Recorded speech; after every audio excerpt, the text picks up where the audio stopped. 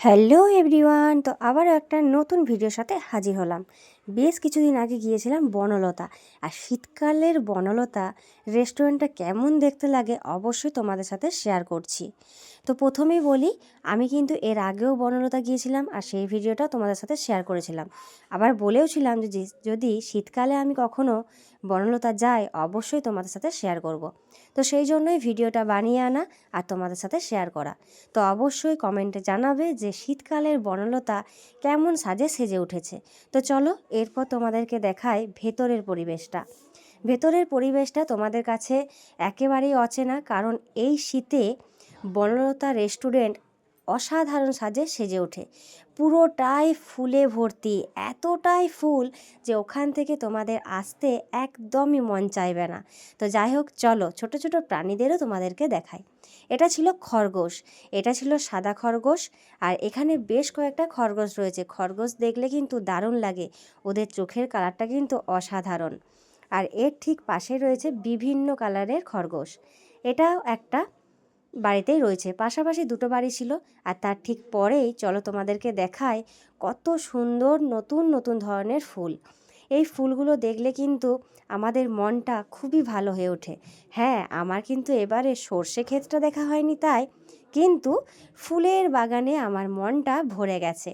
আর শীতকালের এই বনলতার পরিবেশটা অসাধারণ। তোমরা অবশ্যই যদি একদিনের জন্য যেতে চাও যেতে পারো। এখানে বিভিন্ন ধরনের রুম পাওয়া যায়, আর প্রত্যেকটা রুমে কিন্তু বুকিং আগের থেকে করতে হবে। তোমরা যারা সময় পাও না তারা যেও করতে পারো, কোনো সমস্যা নেই। আর ঠিক তার মাঝখানে রয়েছে একটা বড় গার্ডেন, যেখানে বাচ্চারা খেলাধুলা করে। ঠিক তার পাশেই রয়েছে একটা বাড়ি, যেখানে সদ্য সেখানে পিঠে বানানোর থেকে শুরু করে চাল কুটার থেকে শুরু করে সমস্ত কাজটা এখানে করা হয়ে থাকে। এখানে টাটকা টাটকা গুড়িকে যত্ন সহকারে খুব ভালোভাবে কোটা হয়, সেগুলোকে দিয়েই পিঠে বানানো হয়। এই জিনিসটা কিন্তু জাস্ট অসাধারণ। আর এই পাশের যে কটেজগুলো দেখছো, তোমরা কিন্তু এখানে থাকতে পারো। আর তোমরা অবশ্যই অনলাইনে বুকিং করেও যেতে পারো, আবার পরেও বুকিং করতে পারো, এর আগেই আমি তোমাদের বললাম। তো চলো এরপর পাশাপাশি পরিবেশটা তোমাদের একবার ঘুরে দেখাই। একদিন বা দুদিন 3 দিনের জন্য তোমরা যদি যেতে চাও অবশ্যই কিন্তু সেটা খুবই ভালো, কারণ এত বড় জায়গা একদিনে প্রায় ঘোরা শেষ হবে না। তাই তোমরা চেষ্টা করবে 2 দিন বা 3 দিনে হাতে ছুটি নিয়ে যাওয়ার। আর প্রত্যেকটা জিনিস এত সুন্দরভাবে সাজিয়েছে যে কি বলবো। এখানে যারা কাজ করে তারা কিন্তু অক্লান্ত পরিশ্রম করে এখানের এই সুন্দর পরিবেশটা গড়ে তুলেছে। আর এখানে তোমরা বাচ্চাদের খেলার সাথে সাথে নিজেরাও একটু এনজয় করতে পারবে।